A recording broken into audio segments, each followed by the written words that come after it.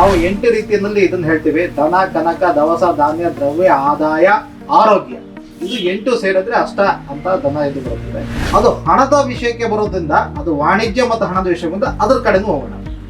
ಪ್ರಪ್ರಥಮವಾಗಿ ನೀವು ಈ ದೇಶದ ನಾಗರಿಕರು ಅನ್ನೋದಕ್ಕೆ ನಾಗರಿಕ ದಾಖಲಾತಿಗಳು ಕೆಲವೊಂದು ಬೇಕು. ಮುಂದೆ ನಾವು ಯಾವುದೇ ಒಂದು ಉದ್ಯಮವನ್ನು ಮಾಡ್ತಾ ಇದ್ದೀವಿ ಅಥವಾ ಜೀವನ ಮಾಡಬೇಕು ಅಂತಂದ್ರೆ ಆದಾಯ ಬೇಕೇ ಬೇಕು. ಆದಾಯ ಅನ್ನೋದು 2 ಮೂಲ. ಒಂದು, ನಾವು ಕೆಲಸ ಮಾಡಿ ಮಾಡುವಂಥದ್ದು. ನಾವು ಎಲ್ಲಾದ್ರೂ ಕೆಲ್ಸಕ್ಕೆ ಹೋಗ್ತಾ ಇದ್ದೀವಿ ಅನ್ನೋದಾದ್ರೆ ಆ ಕೆಲಸದಿಂದ ನಮಗೆ ಆದಾಯ ಏನ್ ಬರ್ತಾ ಇದೆ ಅನ್ನೋದು ಗೊತ್ತಾಗೋದು 2 ರೀತಿ. ಪ್ರತಿಯೊಂದು ಬ್ಯಾಂಕ್ ಸೆಕ್ಟರ್ ಅಲ್ಲೂ KYC ಬೇರೆ ಬೇರೆ ತರ ಆಗುತ್ತೆ. ಯಾವುದೇ ಕಾರಣಕ್ಕೂ ಸಬ್ಸಿಡಿ ಅಥವಾ ನಮ್ಗೆ ಗ್ರಾಂಟ್ ಬೇಕು ಅನ್ನೋದಾದ್ರೆ ಬ್ಯಾಂಕ್ ಮುಖಾಂತರನೇ ತೆಗೆದುಕೊಳ್ಬೇಕು. ಬ್ಯಾಂಕ್ ಅಲ್ಲಿ ಪ್ರಪ್ರಥಮವಾಗಿ ನಮ್ದು ಖಾತೆ ಇರಬೇಕು. ಖಾತೆಗೆ ಇಷ್ಟೆಲ್ಲ ಇನ್ನೆಲ್ಲನೂ ಕೇಳಕ್ಕೆ ದಾಖಲಾತಿ ಕೇಳಕ್ಕೆ.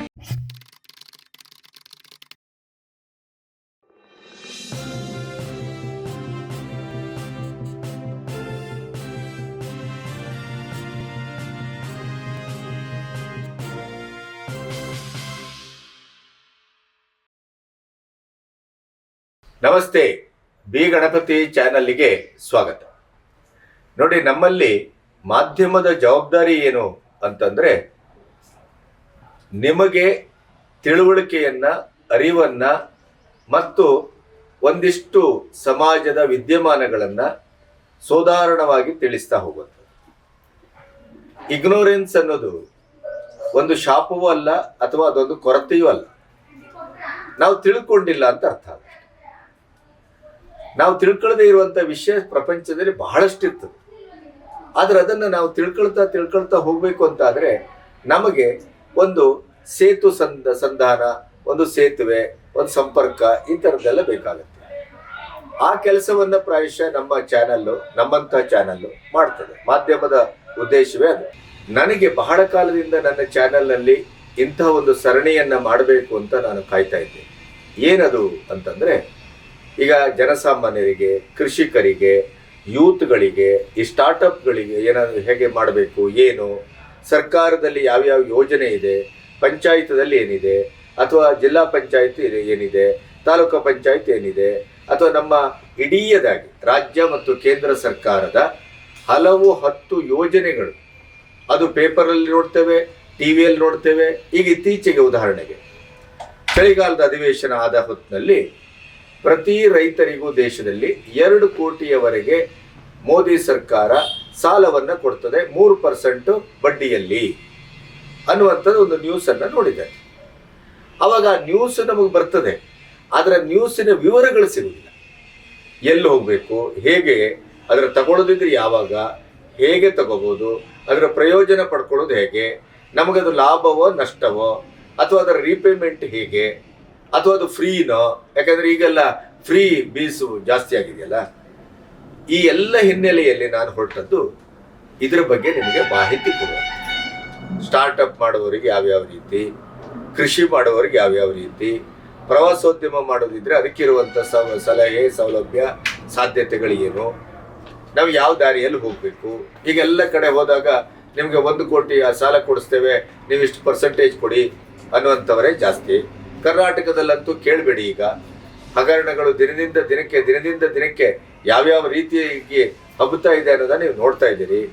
ಈ ಎಲ್ಲ ಹಿನ್ನೆಲೆಯಲ್ಲಿ ಕೇಂದ್ರ ಸರ್ಕಾರ, ರಾಜ್ಯ ಸರ್ಕಾರ ನಮಗೆ ಅಂತ ಮಾಡಿದಂಥ ನಮ್ಮ ತೆರಿಗೆ ಹಣದ ಅದರ ಪ್ರತಿಫಲವನ್ನ ನಾವು ಪಡ್ಕೊಳ್ಳೋದು ಹೇಗೆ ಸಕಾಲದಲ್ಲಿ ಅನ್ನುವಂಥ ಒಂದು ಮಾಹಿತಿಯನ್ನ ನಿಮಗೆ ಕೊಡಬೇಕು ಅಂತ ನಾನು ಹುಡುಕ್ತಾ ಇದ್ದೆ.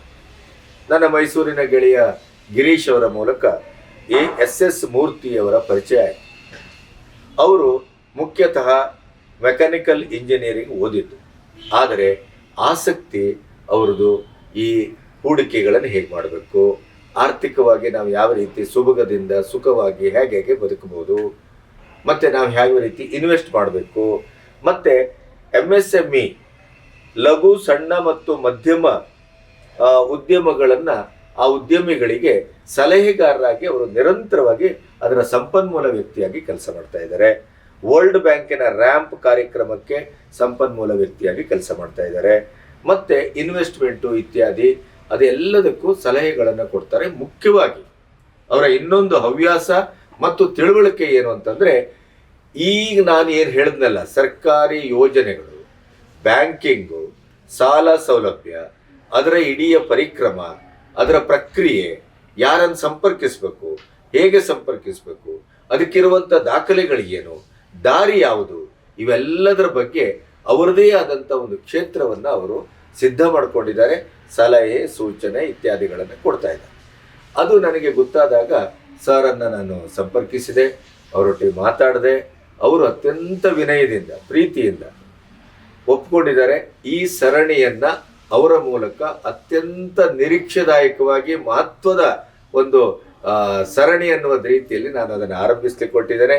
ಇವತ್ತು ಪ್ರಥಮವಾಗಿ ಅವರೊಟ್ಟಿಗೆ ಮಾತಾಡಲಿಕ್ಕೆ ನಾನು ಮೈಸೂರಿನಲ್ಲೇ ಅವರೊಟ್ಟಿಗೆ ಕೂತು ಮಾತಾಡಿದ್ದೇನೆ. ಯಾಕೆಂದರೆ ಅವರು ಮೂಲ ಚಾಮರಾಜನಗರದವರು, ಮೈಸೂರು ಅವರ ಬದುಕು, ಭಾವ, ಕಾರ್ಯ ಎಲ್ಲದರ ನೆಲೆ.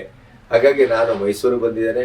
ಮೈಸೂರಿನಲ್ಲಿ ನಮ್ಮ ಆರೋಗ್ಯ ಧಾಮದ ಬಗ್ಗೆ ಈಗಾಗಲೇ ವಿಡಿಯೋ ಮಾಡಿದ್ದೆ, ಪ್ರಶಾಂತ್ ಅವ್ರದ್ದು.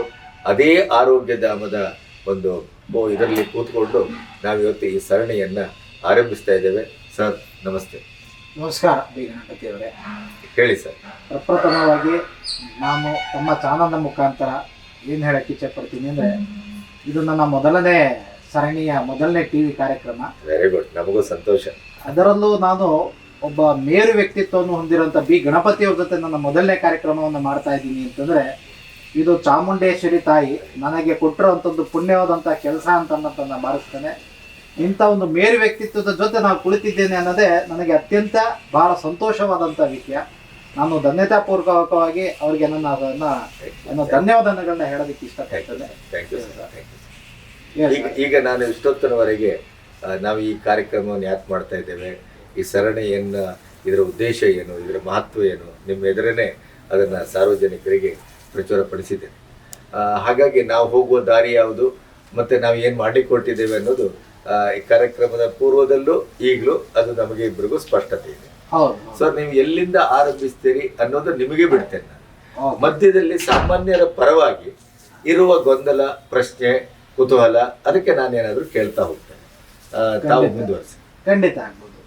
ಸೊ ಎಲ್ಲ ಜನರಿಗೂ, ಮಿತ್ರರಿಗೂ, ಸ್ನೇಹಿತರಿಗೂ ಈ ಚಾನಲ್ನ ಮುಖಾಂತರ ನಾನು ತಮ್ಮಲ್ಲಿ ಏನು ಹೇಳೋದಕ್ಕೆ ಇಚ್ಛೆ ಪಡ್ತೀನಿ ಅಂತಂದರೆ, ಪ್ರತಿಯೊಬ್ಬ ವ್ಯಕ್ತಿಗೂ ಕೂಡ ಹುಟ್ಟಿದ ನಂತರ ಈ ಒಂದು ವ್ಯವಸ್ಥೆಯಲ್ಲಿ, ಏನೊಂದು ಸಂವಿಧಾನ ವ್ಯವಸ್ಥೆಯಲ್ಲಿ ಜೀವನ ಮಾಡಬೇಕು ಅಂತಂತಂದರೆ ಕೆಲವೊಂದು ವಿಷಯಗಳು ಅವ್ರಿಗೆ ಗೊತ್ತಿರಬೇಕು. ಅದರಲ್ಲೂ ದಾಖಲಾತಿಗಳು ಬಹಳ ಚೆನ್ನಾಗಿ ಗೊತ್ತಿರಬೇಕು.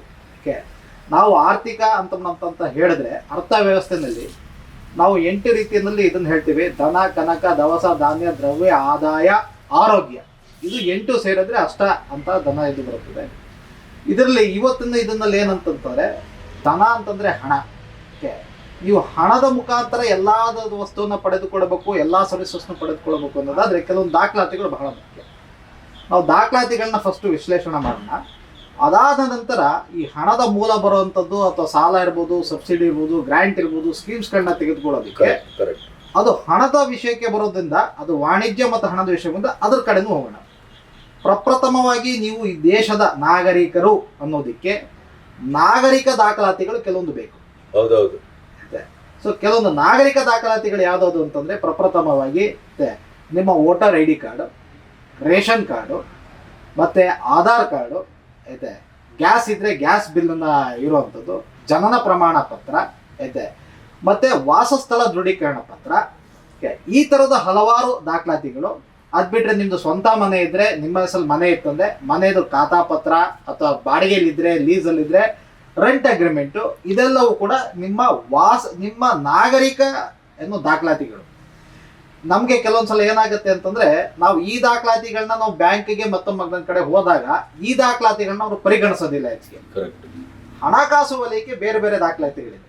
ಅದರಲ್ಲೇನು ಬಹಳ ಮುಖ್ಯವಾಗಿ ಅಂತಂದರೆ, ಅಲ್ಲಿ ಆಧಾರ್ ಕಾರ್ಡ್ ಜೊತೆಗೆ ಪ್ಯಾನ್ ಕಾರ್ಡ್ ಕಂಪಲ್ಸರಿ ಬೇಕೇ ಬೇಕು. ಆಯ್ತಾ, ಪ್ಯಾನ್ ಕಾರ್ಡ್ನ ಜೊತೆಗೆ ನಿಮ್ಮ ಆದಾಯ ಪ್ರಮಾಣ ಅಥವಾ ಆದಾಯ ಮೂಲ ಏನಿದೆ ಅಂತ, ನೀವು ಸ್ಯಾಲ್ರಿಡ್ ಆಗಿದ್ರೆ ಸ್ಯಾಲ್ರಿ ಸರ್ಟಿಫಿಕೇಟ್ಸು, ಅಥವಾ ಇಲ್ಲ ಅಂತಂದರೆ ಇನ್ಕಮ್ ಟ್ಯಾಕ್ಸ್ ರಿಟರ್ನ್ ಬೇಕು. ಬ್ಯಾಂಕಲ್ಲಿ ನಿಮಗೆ ವಹಿವಾಟು ಮಾಡೋದಕ್ಕೆ ಏನಾದರೂ ಸೇವಿಂಗ್ಸ್ ಬ್ಯಾಂಕ್ ಅಕೌಂಟ್ ಅಥವಾ ಕರೆಂಟ್ ಬ್ಯಾಂಕ್ ಅಕೌಂಟ್ ಇತ್ತು ಅಂತಂದರೆ ಅದರದ ಪ್ರತಿಗಳು ಬೇಕಾಗತ್ತೆ. ನಿಮ್ಮ ಮೊಬೈಲ್ ನಂಬರ್ ಬೇಕಾಗತ್ತೆ, ಇಮೇಲ್ ID ಬೇಕಾಗ್ತದೆ, GST ಇದ್ದರೆ GST ಸರ್ಟಿಫಿಕೇಟ್ ಬೇಕಾಗತ್ತೆ. ನೀವು ಬಿಸ್ನೆಸ್ ಮಾಡ್ತಾ ಇದ್ದೀರಾ ಅನ್ನೋದಕ್ಕೆ ಕಡ್ಡಾಯವಾಗಿ ಕಡ್ಡಾಯವಾಗಿ ಉದ್ಯಮ ಆಧಾರ್ ರಿಜಿಸ್ಟ್ರೇಷನ್ ಕಂಪಲ್ಸರಿ ಬೇಕೇ ಬೇಕಾಗುತ್ತೆ. ಭಾರತದಲ್ಲಿ ಇವತ್ತು ಒಬ್ಬ ವ್ಯಕ್ತಿ ಸಿಟಿಸನ್ ಅನ್ನೋದಕ್ಕೆ ಹೇಗೆ ಕೆಲವೊಂದು ದಾಖಲಾತಿ ಕಂಪಲ್ಸರಿನೋ, ಹಾಗೆ ನೀವು ಉದ್ಯಮಿ ಅನ್ನೋದಕ್ಕೆ ಉದ್ಯಮ ಆಧಾರ್ ಕಂಪಲ್ಸರಿ ಬೇಕೇ ಬೇಕು. ಅದು ಸಣ್ಣ ಇಂಡಸ್ಟ್ರಿ ಆಗಿರಲಿ, ದೊಡ್ಡ ಇಂಡಸ್ಟ್ರಿ ಆದರೂ ಕಂಪಲ್ಸರಿ ಬೇಕೇ ಬೇಕಾಗುತ್ತೆ. ಇದ್ರ ಜೊತೆಗೆ ನೀವು ಯಾವ ರೀತಿ ಉದ್ಯಮವನ್ನು ಮಾಡ್ತಾ ಇದ್ದೀರಾ, ಆ ಉದ್ಯಮದ ಯಾವುದಾದ್ರೂ ರಿಜಿಸ್ಟ್ರೇಷನ್ ಸರ್ಟಿಫಿಕೇಟ್ ಬೇಕು. ಮತ್ತು ಮೂಲತಃ ಇನ್ನೊಂದು ವಿಷಯ ಹೇಳೋದಕ್ಕೆ ಇಚ್ಛೆ ಪಡ್ತಾನೆ, ಯಾವುದೇ ಉದ್ಯಮಿಗಳು ಯಾವುದಾದ್ರು ಒಂದು ಸ್ಥಳದಲ್ಲಿ ಉದ್ಯಮವನ್ನು ಮಾಡ್ತಾ ಇದ್ದಾರೆ ಅಂತಂದ್ರೆ ಆ ಉದ್ಯಮ ಸ್ಥಳದ ರೆಂಟ್ ಅಗ್ರಿಮೆಂಟ್, ಲೀಸ್ ಅಗ್ರಿಮೆಂಟ್ ಬೇಕೇ ಬೇಕು ಕಡ್ಡಾಯವಾಗಿ. ಸುಮಾರು ಜನ ಏನು ಮಾಡ್ಕೋತಾರೆ ಅಂತಂದ್ರೆ ರೆಂಟ್ ಅಗ್ರಿಮೆಂಟ್ ಮಾಡ್ದೇನೆ ನಾವು ಬ್ಯಾಂಕಿಂಗ್ ಕ್ಷೇತ್ರಕ್ಕೆ ಅಥವಾ ಹಣಕಾಸು ವಲಯಕ್ಕೆ ಹೋದ್ರೆ ಅವರು ಒಪ್ಪೋದಿಲ್ಲ. ಅದ್ರ ಜೊತೆಗೆ ರೆಂಟ್ ಅಗ್ರಿಮೆಂಟು ವ್ಯಾಲಿಡಿಟಿ ಇರಬೇಕು. ಅಂದರೆ ನಾನು 3 ವರ್ಷದಿಂದ ರೆಂಟ್ ಅಗ್ರಿಮೆಂಟ್ ಮಾಡಿದ್ದೆ, ರಿನ್ಯೂವಲ್ ಮಾಡಿಲ್ಲ ಅಂತಂದ್ರೆ ಅದು ವ್ಯಾಲಿಡ್ ಅಲ್ಲ. ಇವತ್ತಿನ ಇದನ್ನಲ್ಲೂ ಕೂಡ ಅದು ವ್ಯಾಲಿಡಿಟಿ ಇರಬೇಕು. ಡೇಟ್ ವೈಸ್ ಅದು ವ್ಯಾಲಿಡಿಟಿ ಇರಬೇಕು. ಮತ್ತೆ ಕಂಪಲ್ಸರಿ ಚಾಪಾ ಕಾಗದದ ಮೇಲೆ ಆಗಿರಬೇಕು. ರಿಜಿಸ್ಟರ್ಡ್ ಅನ್ರಿಜಿಸ್ಟರ್ಡ್ ಅದ್ರ ಬಗ್ಗೆ ಇದೇನಿಲ್ಲ, ಕಂಪಲ್ಸರಿ ಚಾಪಾ ಕಾಗದದ ಮೇಲೆ ಅದು ಆಗಿರಬೇಕು. ಮತ್ತೆ ರೆಂಟ್ ಅಗ್ರಿಮೆಂಟ್ ಆದ ನಂತರ ಏನಂತಂದ್ರೆ ಆ ಸ್ಥಳದ್ದು ಎಲೆಕ್ಟ್ರಿಸಿಟಿ ಬಿಲ್ ಕಂಪಲ್ಸರಿ ಕೇಳ್ತಾರೆ. ನಾವು GST ರಿಜಿಸ್ಟ್ರೇಷನ್ಗೆ ಹೋದಾಗ ಕಂಪಲ್ಸರಿ ಎಲೆಕ್ಟ್ರಿಸಿಟಿ ಬಿಲ್ ಕೇಳ್ತಾರೆ. ಇನ್ ಫ್ಯೂಚರ್, ಇವತ್ತಿಲ್ಲ, ಇನ್ನೊಂದು ವರ್ಷ ಅಥವಾ 2 ವರ್ಷದಲ್ಲಿ ಟ್ಯಾಕ್ಸ್ ಪೇಯರ್ ರಿಸಿಪ್ಟ್ನು ಕೂಡ ಕೇಳುವಂತ ಕಾಲಮಾನ ಬರುತ್ತೆ. ಈಗ ಸ್ವಂತ ಜಾಗ ಆದ್ರೆ, ಸ್ವಂತ ಜಾಗ ಆದ್ರೂ ಕೂಡ ಆ ಜಾಗ ಅವ್ರ ಹೆಸರಲ್ಲಿದೆ ಅನ್ನೋದಕ್ಕೆ ಏನು ದಾಖಲೆ? ಒಂದು ಕಂದಾಯ ಕಟ್ಟಿರುವಂತ ಟ್ಯಾಕ್ಸ್ ಪೇಯರ್ ರಿಸಿಪ್ಟ್ ಇರ್ಬೋದು, ಇಲ್ಲ ಅಂತಂತಂದ್ರೆ ಅದರದ್ದು ಟೈಟಲ್ ಡೀಡ್ ಇರ್ಬೋದು. ಮತ್ತೆ ಇದದ್ದು ಜಾಗದ್ದು ಬೇರೆ ಬೇರೆ ಅಲ್ಲಿನ ಯಾವ್ದಾದ್ರು ಕ್ಷೇತ್ರೀಯ ದಾಖಲೆಗಳಿದೆ ಅಂತ ದಾಖಲೆಗಳನ್ನ ತೆಗೆದುಕೊಳ್ಳುವಂಥದ್ದು. ಇಲ್ಲಿ ಒಂದು ಸಣ್ಣ ಇದಿದೆ. ಈಗ ನಮ್ಮದು ಒಟ್ಟು ಕುಟುಂಬ, ಜಾಯಿಂಟ್ ಫ್ಯಾಮಿಲಿ, ನಮ್ಮ ತಂದೆ ಅಥವಾ ತಾಯಿ ಹೆಸರಲ್ಲಿ ಪ್ರಾಪರ್ಟಿ ಇದೆ. ನಾನು ಉದ್ಯೋಗಕ್ಕೆ ಹೋಗ್ಬೇಕು, ನಾನು ಉದ್ಯಮ ಮಾಡಬೇಕು, ನಮ್ಮ ಮನೆಯಲ್ಲಿ ಜಾಗ ಇದೆ, ಸ್ಥಳ ಇದೆ, ಎಲ್ಲವೂ ಇದೆ. ಎಲ್ಲಾ ತರದಲ್ಲೂ ಅನುಕೂಲಕರ ಇದೆ. ಆದ್ರೆ ಅಪ್ಪನ ಹೆಸರಲ್ಲಿ ಇದೆ, ಆದ್ರೆ ಆಸ್ತಿ ಅಪ್ಪನ ಹೆಸರಲ್ಲಿ ಇದೆ. ಎಸ್, ಇದಕ್ಕೂ ಕೂಡ ಏನಂತಂದ್ರೆ ಪರಿಹಾರ ಇದೆ. ಏನು, ಆಸ್ತಿಯ ಮಾಲೀಕರ ಜೊತೆ ನೀವು ಆಯ್ತಾ ಒಂದು ಒಡಂಬಡಿಕೆ ಪತ್ರ ಮಾಡ್ಕೊಳ್ಬೇಕು. ಆಯ್ತಾ, ಎರಡನೇದು ಅವರಿಂದ ನಿಮಗೆ ಆಯ್ತಾ NOC ತೆಗೆದುಕೊಳ್ಬೇಕು, ನೋ ಅಬ್ಜೆಕ್ಷನ್ ಸರ್ಟಿಫಿಕೇಟ್. ಅಂದ್ರೆ ನೀವು ಅಲ್ಲಿ ಉದ್ಯಮವನ್ನು ಮಾಡೋದಕ್ಕೆ ಅವ್ರದ್ದು ಯಾವುದೇ ರೀತಿ ಅಬ್ಜೆಕ್ಷನ್ ಇಲ್ಲ ಅನ್ನೋಂಥದ್ದು ಒಂದು ನೋ ಅಬ್ಜೆಕ್ಷನ್ ಸರ್ಟಿಫಿಕೇಟ್ ತಗೋಬೇಕು. ಇಲ್ಲ, ಕನ್ಸೆಂಟ್ ಲೆಟರ್ ತೆಗೆದುಕೊಳ್ಬೇಕು. ಕನ್ಸೆಂಟ್ ಲೆಟರ್ ಅಂದ್ರೆ ಅನುಮತಿ ಪತ್ರ.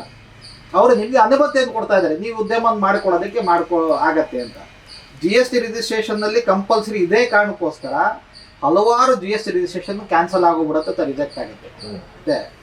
ಈ ದಾಖಲಾತಿಗಳನ್ನ ನೀವು ಬ್ಯಾಂಕಿಂಗ್ ಕ್ಷೇತ್ರಕ್ಕೆ ಸಾಲ ಅಂತ ಏನಾದ್ರು ಹೋದ್ರೆ ಈ ತರದ ದಾಖಲೆಗಳು ಬೇಕು. ಯಾವುದು ಹಣಕಾಸಿನ ವಲಯಕ್ಕೆ 2ನೇ ವಿಭಾಗದಲ್ಲಿ ಅಲ್ವಾ, ಈ ತರ ದಾಖಲಾತಿಗಳನ್ನ ಇಟ್ಕೊಂಡು ಹೋದ್ರೆ ಮಾತ್ರ ಅಲ್ಲಿ ನಿಮ್ಮನ್ನ ಪರಿಗಣಿಸ್ತಾರೆ. ನಮಗೆ ಬೇಸಿಕ್ ಆಗಿ ಏನಾಗುತ್ತೆ ಅಂದ್ರೆ ನಾವು ನಾಗರಿಕ ದಾಖಲಾತಿಗಳನ್ನ ಹಣಕಾಸು ಕ್ಷೇತ್ರಕ್ಕೆ ತಗೊಂಡೋದ್ರೆ ಅವರಿಗಿರೋ ನಿದರ್ಶನ ಮತ್ತು ನಿರ್ದೇಶನದ ಪ್ರಕಾರ ಈ ದಾಖಲಾತಿಗಳನ್ನ ಕೆಲವೊಂದ್ಸಲ ಇವ್ರು ಒಪ್ಕೊಳ್ಳಲ್ಲ. ತಪ್ಪು ಅವರದಲ್ಲ, ನಾವು ಅದ್ರ ಬಗ್ಗೆ ಮಾಹಿತಿ ತೆಗೆದುಕೊಳ್ತಿಲ್ಲ. ಆದ್ರಿಂದ ಇದೆರಡದು ದಯಮಾಡಿ ಡಿವೈಡ್ ಮಾಡ್ಕೊಡಿ. ವೈಯಕ್ತಿಕ ದಾಖಲೆ ಕಡೆ ಬೇರೆ, KYCನೇ ಬೇರೆ, ಪರ್ಸನಲ್ KYCನೇ ಬೇರೆ, ಹಣಕಾಸು ಫೈನಾನ್ಷಿಯಲ್ KYCನೇ ಬೇರೆ. ಅಲ್ಲಿ ನೋ ಯುವರ್ ಕಸ್ಟಮರ್ ಅಂತ ಏನು ಹೇಳ್ತಾರೆ ಅದೇ ಬೇರೆ. ಮತ್ತೆ KYCನೂ ಕೂಡ ಬೇರೆ ಬೇರೆ ತರ ವಿಂಗಡಣೆ ಆಗಿರುತ್ತೆ. KYCನಲ್ಲಿ ನೋ ಯುವರ್ ಕ್ಲೈಂಟ್ ಅಲ್ಲಿ ಅಥವಾ ಕಸ್ಟಮರ್ ಅಲ್ಲಿ ಬ್ಯಾಂಕಿಂಗ್ ಕ್ಷೇತ್ರದ KYCನೇ ಬೇರೆ. ಮ್ಯೂಚುವಲ್ ಫಂಡ್ ಮತ್ತೆ ಸ್ಟಾಕ್ ಮಾರ್ಕೆಟ್ ಹೋಗ್ತೀವಲ್ಲ ಇನ್ವೆಸ್ಟ್ಮೆಂಟ್ ಅಂತ, ಅಲ್ಲಿಗೆ ಹೋದಾಗಲೇ ಬೇರೆ. ಬ್ಯಾಂಕಿಂಗ್ ನಲ್ಲಿ ನೀವೇನದು ಸೇವಿಂಗ್ಸ್ ಮಾಡ್ತೀರಾ, ಫಿಕ್ಸೆಡ್ ಡಿಪಾಸಿಟ್ ಮಾಡ್ತೀರಾ ಅಥವಾ RD ಮಾಡ್ತೀರಾ, ಹೂಡಿಕೆ ಅಂತ ಮಾಡಿದಾಗ ನಿಮ್ಮ ಹಣ ಜಾಸ್ತಿ ದುಡ್ಡು ಬರೋದು ಇರುತ್ತೆ, ದುಡ್ಡು ಹೋಗೋಂಥ ಚಾನ್ಸಸ್ ಕೂಡ ಇರುತ್ತೆ. ಮ್ಯೂಚುವಲ್ ಫಂಡ್ ಮತ್ತೆ ಸ್ಟಾಕ್ ಮಾರ್ಕೆಟ್ ಮಾಡೋವಂಥ ಪ್ರೊಸೀಜರು KYCನೇ ಬೇರೆ ಇರುತ್ತೆ. ಸಂಸ್ಥೆ ಮುಖೇನ ಮಾಡೋದಾದ್ರೆ KYD ಅಂತ ಬರುತ್ತೆ ಡೈರೆಕ್ಟರ್ಗಳಿಗೆ, ಅದನ್ನು ವಿಸ್ತೃತವಾಗಿ ಮುಂದೆ ಮಾತಾಡೋಣ. ಸೊ ಅಲ್ಲಿಂದ ಮುಂದೆ ಬನ್ನಿ. ಸೊ ಈಗ ಅಲ್ಲಿಂದ ಮುಂದಕ್ಕೆ ಅಂತಂತಂದ್ರೆ ಮುಂದೆ ನಾವು ಯಾವುದೇ ಒಂದು ಉದ್ಯಮವನ್ನು ಮಾಡ್ತಾ ಇದ್ದೀವಿ ಅಥವಾ ಜೀವನ ಮಾಡಬೇಕು ಅಂತಂದ್ರೆ ಆದಾಯ ಬೇಕೇ ಬೇಕು. ಆದಾಯ ಅನ್ನೋದು 2 ಮೂಲ. ಒಂದು ನಾವು ಕೆಲಸ ಮಾಡಿ ಮಾಡುವಂಥದ್ದು, ನಾವು ಎಲ್ಲಾದ್ರೂ ಕೆಲ್ಸಕ್ಕೆ ಹೋಗ್ತಾ ಇದ್ದೀವಿ ಅನ್ನೋದಾದ್ರೆ ಆ ಕೆಲಸದಿಂದ ನಮಗೆ ಆದಾಯ ಏನು ಬರ್ತಾ ಇದೆ ಅನ್ನೋದು ಗೊತ್ತಾಗೋದು 2 ರೀತಿ. ಒಂದು ಫಾರಂ ನಂಬರ್ 16 ಇರಬೇಕು, ಇಲ್ಲ ಅಂತಂತಂದ್ರೆ TDS ಮಾಡಿರ್ಬೇಕು. ಇದೆರಡು ಇಲ್ಲ ಅಂತಂದ್ರೆ ಆ ಆದಾಯ ಅಥವಾ ಸ್ಯಾಲ್ರಿ ಅನ್ನೋದೇನಿದೆ ನಮ್ಮ ಅಕೌಂಟಿಗೆ ಪ್ರತಿ ತಿಂಗಳು ಕ್ರೆಡಿಟ್ ಆಗ್ತಾ ಇದೆ. ಸಿಂಪಲ್ ಆಗಿ ನಾವು ಸ್ಯಾಲ್ರಿ ಸರ್ಟಿಫಿಕೇಟ್ ಕೊಟ್ಬಿಡ್ತಾರೆ ಅಂತಂದ್ರೆ ಬ್ಯಾಂಕಿಂಗ್ ಕ್ಷೇತ್ರದಲ್ಲಿ ಅದನ್ನು ಒಪ್ಕೊಳ್ಳೋದಕ್ಕೆ ಸಿದ್ಧರಿರೋದಿಲ್ಲ. ಅವರಲ್ಲಿ ಕ್ರೆಡಿಟ್ ಆಗೋದನ್ನು ಕೇಳ್ತಾರೆ. ಇಲ್ಲ TDS ಆಗಿರ್ಬೇಕು. ಅದಕ್ಕೆ ಫಾರಂ ನಂಬರ್ 26AS ಏನ್ ಬರ್ತದೆ ಅಲ್ಲಿ ಅದು ರಿಫ್ಲೆಕ್ಷನ್ ಆಗಿರ್ಬೇಕು. ಪ್ರತಿ ತಿಂಗಳು ಬರ್ತಾ ಇದೆ ಅಂತ, ಪ್ರತಿ ತಿಂಗಳು ಬರ್ತಾ ಇದೆ ಅಂತ. ಇಲ್ಲದೆ ಹೋದ್ರೆ ಅದು ಆದಾಯ, ಅದು ಸ್ಯಾಲ್ರಿಡ್ ಅಂತ ಕನ್ಸಿಡರೇಷನ್ ಮಾಡೋದಿಲ್ಲ. ಸ್ಯಾಲ್ರಿಡ್ ಅಲ್ಲದೆ ಹೋದ್ರೆ ಮಿಕ್ಕಿದೆಲ್ಲರೂ ಸ್ಯಾಲ್ರಿ ಬಿಟ್ಟು ಮಿಕ್ಕಿದವರೆಲ್ಲರೂ ಕೂಡ ಐದರು ಉದ್ಯಮಿಪತಿಗಳಾಗಿರ್ತಾರೆ, ಉದ್ಯಮ ಮಾಡ್ತಾ ಇರ್ತಾರೆ. ಇಲ್ಲ ಈ ಉದ್ಯಮಕ್ಕೆ ಬಂದಾಗ ನಾ ಇಲ್ಲಿ ಕ್ಯಾಟಗರೈಸೇಷನ್ ಹೇಳ್ತಾ ಬರ್ತದೆ. ಒಂದು ಕಮಿಷನ್ ಬೇಸಿಸ್ ಇರ್ಬೋದು, ಅಂದ್ರೆ ನಾವು ಸರ್ವಿಸ್ ಕೊಟ್ಟು ನಮಗೆ ಕಮಿಷನ್ ಬರ್ತದೆ. ಹೌದು. ಇದೆ. ಎರಡನೇದು ನಾವು ನಮ್ಮದೇ ಒಂದು ಸಂಸ್ಥೆಯನ್ನು ಮಾಡ್ಕೊಂಡಿದ್ದೀವಿ. ಸಂಸ್ಥೆ ಅಂತ ಬಂದಾಗ ಒಂದು ಪ್ರೊಪ್ರೈಟರ್ಶಿಪ್ ಕನ್ಸರ್ನ್ ಬರ್ತದೆ. ಎರಡನೇದು ಪಾರ್ಟ್ನರ್ಶಿಪ್ಪು. ಮೂರನೇದು LLP limited liability partnership company ಬರುತ್ತೆ. ನೆಕ್ಸ್ಟ್ ಕಂಪನಿ ಅಂತ ಬಂದರೆ ಪ್ರೈವೇಟ್ ಲಿಮಿಟೆಡ್ ಕಂಪ್ನಿ ಬರುತ್ತೆ. ಐತೆ. ಅದು ಬಿಟ್ಟರೆ ಪಬ್ಲಿಕ್ ಲಿಮಿಟೆಡ್ ಕಂಪ್ನಿ ಅಂತ ಬರುತ್ತೆ. ಅದನ್ನು ಬಿಡ್ತು ಅಂತಂದರೆ ನೀವು ಐತೆ ಸೆಕ್ಷನ್ 8 ಕಂಪ್ನಿಗಳನ್ನ ಮಾಡ್ಕೋಬೋದು. ಅಂದರೆ society, trust, farmer producer organisation, farmer ಏನೋ ಪರ್ಚೇಸಿಂಗ್ ಕಂಪ್ನೀಸ್ಗಳೇನಂತ FPCಗಳಿರ್ತಾರೆ. ಈ ಥರ ಬೇರೆ ಬೇರೆ ಸಂಸ್ಥೆಗಳಲ್ಲೂ ಬರ್ತವೆ. Accept proprietorship concern. ಪ್ರೊಪ್ರೈಟರ್ ಅಂತಂದರೆ ಒಬ್ಬ ವ್ಯಕ್ತಿ ಅವನದೇ ಪ್ಯಾನ್ ಕಾರ್ಡು ಅವನದೇ ಇದಂದ ಮೇಲೆ ಉದ್ಯಮವನ್ನು ಸ್ಟಾರ್ಟ್ ಮಾಡೋದು ಪ್ರೊಪ್ರೈಟರ್ ಅಥವಾ ಪ್ರೊಪ್ರೈಟ್ರಿಕ್ಸ್. ಹೆಂಗಸಾದ್ರೆ ಪ್ರೊಪ್ರೈಟ್ರಿಕ್ಸ್ ಅಂತ ಹೇಳ್ತಾರೆ. ಈ ಇದ್ರ ಮೇಲೆ ಅವರು ಉದ್ಯಮನ ಸ್ಟಾರ್ಟ್ ಮಾಡ್ಬೋದು. ಪ್ರೊಪ್ರೈಟರ್ ಅವ್ರು ಮಾಡೋದಕ್ಕೆ ಉದ್ಯಮ ಸ್ಟಾರ್ಟ್ ಮಾಡಬೇಕು ಅಂದರೆ ಅವರು ಏನಿದೆ ಆಧಾರ್ ಕಾರ್ಡು ಮತ್ತು PAN card, mobile number, email ID ತೊಗೊಂಡು ಉದ್ಯಮ ಆಧಾರಲ್ಲಿ ಉದ್ಯಮ ಇದನ್ನು ರಿಜಿಸ್ಟ್ರೇಷನ್ ಮಾಡ್ಕೊಳ್ಳೋವಂಥದ್ದೇ ಪ್ರಪ್ರಥಮವಾಗಿ ಬೇಕಾಗಿರೋಂಥದ್ದು. ಪ್ಲಸ್ ಯಾವುದಾದ್ರು ಒಂದು ಬ್ಯಾಂಕಲ್ಲಿ ಬ್ಯಾಂಕ್ ಖಾತೆ ಇರಬೇಕು. ಇದಿಷ್ಟು ಇತ್ತು ಅಂತಂತಂದರೆ ಅವರು ಹಣಕಾಸಿನ ವಲಯದಲ್ಲಿ ಹಣಕಾಸು ಸಹಾಯ ಅಂದರೆ ಸಾಲ, ಮತ್ತೆ ಸರ್ಕಾರದಿಂದ ಸರ್ಕಾರ ಏನೇ ಆದರೂ ಸಿದ್ದು ಕೊಡ್ಕೊಡಿ. ಏನಂದರೆ ಸರ್, ಸರ್ಕಾರ ಸಬ್ಸಿಡಿ ಕೊಡುತ್ತೆ, ಇಲ್ಲ ಗ್ರ್ಯಾಂಟ್ ಕೊಡುತ್ತೆ. ಅವರು ಕೊಡೋದು ಎರಡು ರೀತಿ. ಬಟ್ ಸಬ್ಸಿಡಿ ಅಥವಾ ಗ್ರ್ಯಾಂಟನ್ನು ಯಾವುದೇ ಸರ್ಕಾರ ನೇರವಾಗಿ ನಿಮ್ಮ ಖಾತೆ ಕೊಡೋದಿಲ್ಲ. ಅವರು ಕೊಡೋದು ಯಾವುದೇ ಕಾರಣಕ್ಕೂ ಬ್ಯಾಂಕಿನ ಮುಖಾಂತರನೇ ಕೊಡ್ತಾರೆ. ಅದರ ಲೆಕ್ಕಾಚಾರ ಇತ್ಯಾದಿ ಅದರದ್ದು ಅವರದೇ ಆದಂಥ ದಾರಿಗಳಿದೆ. ಬ್ಯಾಂಕ್ನಲ್ಲೂ ಕೂಡ ಹಲವಾರು ಥರ ಬ್ಯಾಂಕ್ಗಳಿದೆ. ಒಂದು PSU ಪಬ್ಲಿಕ್ ಸೆಕ್ಟರ್ ಯೂನಿಟ್ಗಳಿದೆ, ಕಮರ್ಷಿಯಲ್ ಬ್ಯಾಂಕ್ಗಳಿದ್ದಾವೆ, ಶೆಡ್ಯೂಲ್ ಕಮರ್ಷಿಯಲ್ ಬ್ಯಾಂಕ್ಗಳಿದ್ದಾವೆ. ಐತೆ. ಅದಾದ ನಂತರ ಏನಂತಂತಂದರೆ ಪ್ರೈವೇಟ್ ಬ್ಯಾಂಕ್ಗಳು ಬರ್ತವೆ, ಅಗ್ರಿಕಲ್ಚರ್ ಬ್ಯಾಂಕ್ಗಳು ಬರ್ತವೆ, ಆಯಿತಾ, ಅಪೆಕ್ಸ್ ಬ್ಯಾಂಕ್ಗಳು ಬರ್ತದೆ, ಅರ್ಬನ್ ಕೋಆಪರೇಟಿವ್ ಬ್ಯಾಂಕ್ಗಳು ಬರ್ತಾರೆ, ಆಯಿತಾ, ಡಿಸ್ಟಿಕ್ ಕೋಆಪರೇಟಿವ್ ಬ್ಯಾಂಕ್ಗಳು ಬರ್ತವೆ. ಈ ಥರದ ಹಲವಾರು ಥರದ ಒಂದು 13 ಥರದ ಬ್ಯಾಂಕಿಂಗ್ಗಳಿದ್ದಾವೆ ಬ್ಯಾಂಕಿಂಗ್ ಸೆಕ್ಟರಲ್ಲೂ ಕೂಡ. ಪ್ರತಿಯೊಂದು ಬ್ಯಾಂಕ್ ಸೆಕ್ಟರಲ್ಲೂ KYC ಬೇರೆ ಬೇರೆ ಥರ ಆಗುತ್ತೆ. ಯಾವುದೇ ಕಾರಣಕ್ಕೂ ಸಬ್ಸಿಡಿ ಅಥವಾ ನಮಗೆ ಗ್ರ್ಯಾಂಟ್ ಬೇಕು ಅನ್ನೋದಾದರೆ ಬ್ಯಾಂಕ್ ಮುಖಾಂತರನೇ ತೆಗೆದುಕೊಳ್ಬೇಕು. ಬ್ಯಾಂಕಲ್ಲಿ ಪ್ರಪ್ರಥಮವಾಗಿ ನಮ್ಮದು ಖಾತೆ ಇರಬೇಕು. ಖಾತೆಗೆ ಇಷ್ಟೆಲ್ಲ ಇದನ್ನೆಲ್ಲನೂ ಕೇಳ್ತಾರೆ, ದಾಖಲಾತಿ ಕೇಳ್ತಾರೆ. ಇದ್ರ ಮುಖಾಂತರ ಅವರು ಹಣವನ್ನು ತೆಗೆದುಕೊಳ್ತಾರೆ. ಎಸ್. ಮತ್ತು ಸಬ್ಸಿಡಿ ಅನ್ನೋದು ಯಾವತ್ತೂ ಸಾಲಕ್ಕೆ ಕೊಡುವಂಥದ್ದು. ಸಾಲ ತಗೊಂಡ್ರೆ ಮಾತ್ರ ಸಬ್ಸಿಡಿ ಕೊಡುವಂಥದ್ದು. ಗ್ರ್ಯಾಂಟ್ ಅನ್ನೋದು ಸಾಲದ ಮೇಲೆ ಕೊಡೋದಲ್ಲ, ಅದನ್ನ ನೇರವಾಗಿ ಒಂದೇ ಬಾರಿ ಕೊಟ್ಬಿಡ್ತಾರೆ. ಅದಕ್ಕೆ ಸಬ್ಸಿಡಿ ಇಲ್ಲ. ಸಬ್ಸಿಡಿ ಅಂದರೆ ನೀವು ಸಾಲ ತೆಗೆದುಕೊಂಡಿದ್ರೆ ಒಂದು ಈಗ ಫಾರ್ ಎಕ್ಸಾಂಪಲ್ ನಾನು ಸರಳವಾಗಿ ಹೇಳ್ತೇನೆ. ಈಗ B ಗಣಪತಿ ಅವರೇನೆ 1 ಕೋಟಿ ಸಾಲವನ್ನೇ ತೆಗೆದುಕೊಳ್ತಾರೆ. ನೀವು ಒಂದು ಉದ್ಯಮವನ್ನು ಮಾಡ್ತೀರಾ, ನೀವೇ ಒಂದು TV ಒಂದು ಅಥವಾ ಒಂದು ಬ್ರಾಡ್ಕಾಸ್ಟಿಂಗ್ ಯೂನಿಟ್ ಅನ್ನು ಮಾಡ್ತಾರೆ, 1 ಕೋಟಿ ಸಾಲವನ್ನು ಅಪ್ಲೈ ಮಾಡ್ತಾರೆ. ನಿಮಗೆ ಏನೊಂದು ಸೆಕ್ಟರ್ ಸ್ಕಿಲ್ ಕೌನ್ಸಿಲ್ ಇದೆ, ಅಂದರೆ ನೀವು ಒಟ್ಟು ಇಡೀ ಇಂಡಿಯಾದಲ್ಲಿ 37 ಸೆಕ್ಟರ್ಗಳನ್ನ ಮಾಡಿದ್ದಾರೆ. ಅಂದರೆ 37 ವಿಧವಾದಂಥ ಇಂಡಸ್ಟ್ರೀಸ್ಗಳನ್ನ ಮಾಡಿದ್ದಾರೆ. ಅದ್ರ ಮುಖಾಂತರ ನಿಮ್ಗೆ ಏನು ಮಾಡ್ತಾರೆ, 1 ಕೋಟಿ ಇಲ್ಲ ಅವನಿಗೆ 25% ಸಬ್ಸಿಡಿ ಕೊಡ್ತಾರೆ ಅಂತಂದ್ರೆ ಬ್ಯಾಂಕ್ನವರು 1 ಕೋಟಿ ಲೋನ್ನ ಕೊಡ್ತಾರೆ ನಿಮಗೆ. ಅದರಲ್ಲಿ ನಿಮ್ದು 5% ಅಥವಾ 10%, 20% ಕಾಂಟ್ರಿಬ್ಯೂಷನ್ ಇರುತ್ತೆ. ಈ 1 ಕೋಟಿಗೆ 3 ವರ್ಷ ಅಥವಾ 5 ವರ್ಷದೊಳಗಡೆ ಸರ್ಕಾರ, ಅದು ಕೇಂದ್ರ ಸರ್ಕಾರ ಆಗ್ಬೋದು ಅಥವಾ ರಾಜ್ಯ ಸರ್ಕಾರ ಆಗ್ಬೋದು, ಒಂದೇ ಸಲ ಅಥವಾ ಹಂತವಾಗಿ 1 ಕೋಟಿಗೆ 25% ಅಂದ್ರೆ 25 ಲಕ್ಷನ ಹಂತವಂತಾಗಿ ಬ್ಯಾಂಕ್ ಕೊಡ್ತಾ ಹೋಗ್ತಾರೆ. ಯಾವುದೇ ಕಾರಣಕ್ಕೂ ವ್ಯಕ್ತಿಯ ಖಾತೆಗೆ ಬರೋದಿಲ್ಲ. ಕಡ್ಡಾಯವಾಗಿ ಹಣ ಬ್ಯಾಂಕಿಗೆ ಹೋಗುತ್ತೆ. ಬ್ಯಾಂಕಲ್ಲಿ ಅದೇನಾಗುತ್ತೆ, ಬ್ಯಾಂಕ್ನವ್ರು ಅದನ್ನು ಡಿಪಾಸಿಟ್ ಮಾಡ್ಕೋತಾರೆ. ಈಗ PMEGP ಸ್ಕೀಮ್ ಅಂತ ಏನು ಬರ್ತೈತೆ ಕೆಲವೊಂದು ಸ್ಕೀಮ್ನಲ್ಲೆಲ್ಲ, ಬ್ಯಾಂಕ್ಗೆ ಹಣ ಬಂದಾಗ ಹಣನ ಅವರು ಡಿಪಾಸಿಟ್ ಆಗಿ ಇಟ್ಕೋತಾರೆ. ಆ ಬಡ್ಡಿ ಏನಿರುತ್ತೆ ಅದನ್ನೇ ಕ್ಯಾಲ್ಕುಲೇಟ್ ಮಾಡಿ ಬ್ಯಾಂಕ್ನವರು ಆ ಬಡ್ಡಿನ ಹಣವನ್ನು ನಿಮ್ಮ EMI ಕಡಿಮೆ ಮಾಡ್ತಾರೆ. ಈಗ 1 ಕೋಟಿಗೆ ಫಾರ್ ಎಕ್ಸಾಂಪಲ್ ಪ್ರಾಯಶಃ ತಿಂಗಳಿಗೆ 1,20,000 32,000 ಕಟ್ತಾ ಇದ್ದಾರೆ ಅಂತಂದರೆ 25 ಲಕ್ಷ ಅದು ಸಬ್ಸಿಡಿ ಬಂತು ಅಂತಂದರೆ ಆ ಸಬ್ಸಿಡಿ ಹಣದ ಈಕ್ವಲೆಂಟ್ ಏನಿರುತ್ತೆ ಅವ್ರು ಕ್ಯಾಲ್ಕುಲೇಷನ್ ಮಾಡಿಕೊಂಡು ನೀವು 1,32 90,000 85,000 EMI ಆಗುತ್ತೆ. ಮತ್ತೆ ಕಡ್ಡಾಯವಾಗಿ 3 ವರ್ಷ ಲೋನ್ ಕಟ್ಟಲೇಬೇಕು. 3 ವರ್ಷಕ್ಕಿಂತ ಲೋನನ್ನು ಮುಂಚೆ ತೀರಿಸ್ತೀನಿ ಅಂದರೆ ಕೆಲವೊಂದು ಸ್ಕೀಮ್ನಲ್ಲಿ ಸಬ್ಸಿಡಿ ವಾಪಸ್ ಹೋಗುವಂಥ ಚಾನ್ಸಸ್ ಇದೆ. ಅಂದ್ರೆ ಇವ್ ದುಡ್ಡಿದ್ದವ ಅಂತ ಗೊತ್ತಾಗ್ಬಿಡ್ತದೆ ಅವ್ರಿಗೆ. ದುಡ್ಡಿದ್ದವ ಅನ್ನೋದು ಅಲ್ಲ, ಅದೊಂದು ಸ್ಕೀಮ್, ಅದೊಂದು ವ್ಯವಸ್ಥೆ. ಅಂದ್ರೆ ಅದರ ಅರ್ಥ ಬಹುಶಃ ಬೇಸಿಕ್ ನನಗೆ ನಿಮ್ಮ ಮಾತಿನಲ್ಲಿ ಅದು ಅಗತ್ಯ ಇದ್ದವ್ರಿಗೆ ಕೊಡೋದು, ಒಂದು ಅಗತ್ಯ ಇರೋದು ತೆಗೆದುಕೊಡೋದಾಗತ್ತೆ. ಕೆಲವೊಂದು ಬಾರಿ ಸಬ್ಸಿಡಿ ಸಿಕ್ಕದ ನಂತರ ಜನ ಸಂಸ್ಥೆನೆ ಮಾರಿ ಓಡೋಗುವಂತ ಅವಕಾಶನೂ ಕೂಡ ಇರುತ್ತೆ. ಕರೆಕ್ಟ್. ಅದಕ್ಕಾಗಿ 3 ವರ್ಷ ಆಗ್ತಿದೆ. ಆ ಒಂದು ಕಾರಣಕ್ಕೋಸ್ಕರ ಅಂದ್ರೆ ಸರ್ಕಾರ ಏನ್ ಮಾಡಿದೆ, ಕನಿಷ್ಠ 3 ವರ್ಷನಾದ್ರೂ ಅವರು ಯಾರು ಉದ್ಯಮವನ್ನು ಆರಂಭ ಮಾಡಿದ್ದಾರೆ ಅವರು ಇನ್ನೊಂದಷ್ಟು ಜನಕ್ಕೆ ಕೆಲಸವನ್ನು ಕೊಡ್ಲಿ, ಎಂಪ್ಲಾಯ್ಮೆಂಟ್ ಅನ್ನು ಮಾಡ್ಲಿ, ಉದ್ಯೋಗ ಉತ್ಪನ್ನ ಆಗ್ಲಿ, ಅಟ್ಲೀಸ್ಟ್ ಅಷ್ಟು ಜನಕ್ಕೆ 3 ವರ್ಷ ಆದ್ರೂ ಮಿನಿಮಮ್ ಇರ್ಲಿ ಅನ್ನೋ ಕಾರಣಕ್ಕೋಸ್ಕರ ಮಿನಿಮಮ್ 3 ಇಯರ್ಸ್ ಸಬ್ಸಿಡಿ ಹಣ ಬೇಕು ಅಂದ್ರೆ ಕಟ್ಟಬೇಕು ಅಂತ ಹೇಳಿದ್ರೆ. ಮತ್ ಮೊದ್ಲೆಲ್ಲ ಸಬ್ಸಿಡಿ ಹಣ ಮೊದ್ಲೇ ಬರ್ತಿತ್ತು. ಈಗ ಕನಿಷ್ಠ 6 ತಿಂಗಳು EMI ಕಟ್ಟದ ನಂತರ ಬರ್ತದೆ. EMI ಕರೆಕ್ಟ್ ಆಗಿ ಕಟ್ಕೊಂಡು ಹೋಗ್ತಾ ಇದಾರಾ ಇಲ್ವಾ ಅಂತ ನೋಡ್ಕೊಂಡು ಅದ್ರ ಮೇಲೆ ಹಂತ ಹಂತವಾಗಿ ಸಬ್ಸಿಡಿಯನ್ನು ಕೊಡ್ತಾ ಬರ್ತಾರೆ. ಇದಿಷ್ಟು ಇರುವಂಥದ್ದು. ಇದು ಪ್ರೊಪ್ರೈಟರ್ಶಿಪ್ ಕಂಪ್ನಿಗೆ ಮಾಡುವಂಥದ್ದು. ಇನ್ನು ಎರಡನೇದು ಬರುವಂಥದ್ದು ಪಾರ್ಟ್ನರ್ಶಿಪ್ ಕಂಪ್ನಿ. ಓಕೆ, ಪಾರ್ಟ್ನರ್ಶಿಪ್ ಕಂಪ್ನಿನಲ್ಲಿ ಏನಂತಂದ್ರೆ 2 ರೀತಿ ಬರುತ್ತದೆ.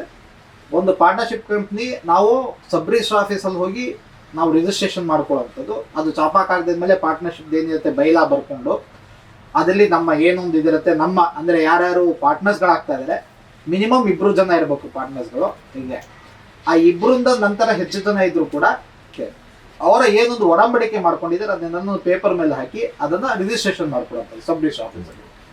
ಅದರಲ್ಲಿ ಪಾರ್ಟ್ನರ್ಶಿಪ್ ಫರ್ಮ್ನಲ್ಲಿ ಯಾರ್ಯಾರಿಗೆ ಎಷ್ಟೆಷ್ಟು percentage profit sharing lost sharing ಅಂತ ಅದರಲ್ಲಿ ಮೆನ್ಷನ್ ಆಗಿರುತ್ತೆ.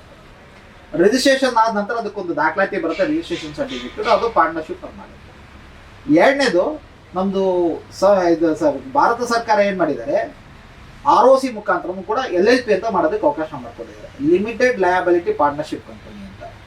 ಇದು registrars corporate ministry of corporate affairs ಅಲ್ಲಿ ROCನಲ್ಲಿ LLPನ ಮಾಡ್ಬೋದು. ಅಲ್ಲೂ ಕೂಡ ಮಿನಿಮಮ್ 2 ಜನ 2 ವ್ಯಕ್ತಿಗಳು ಬೇಕೇ ಬೇಕು.